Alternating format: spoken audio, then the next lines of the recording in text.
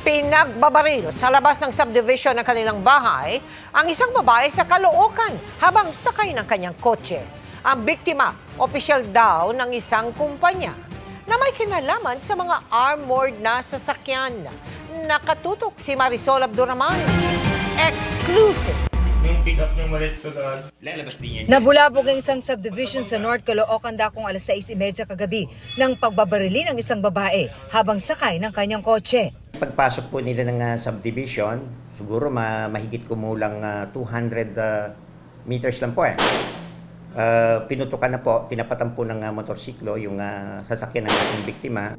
Patay ang 46 anyos na biktima na vice president daw ng isang kumpanya na may kinalaman sa armored truck.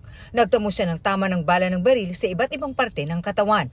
6 na basyo ng kalibre 45 ang na-recover ng mga otoridad sa crime scene. Sinabject na natin sa ballistic upang makumpara natin sa lahat ng shooting incident na nangyari dito sa nationwide po.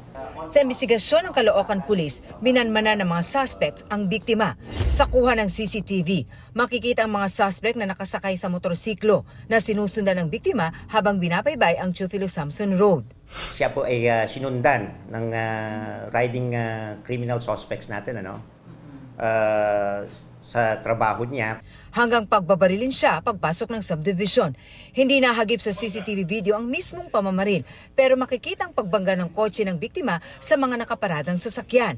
Makikita naman ang mga suspects na bahagyang umabante at nag-U-turn saka kumaripas. Siya po talaga ang punterya ng mga suspects po natin. Professional hit, naupahan po. Siguro mga 8 houses na lang po para makaabot siya doon sa kanyang bahay.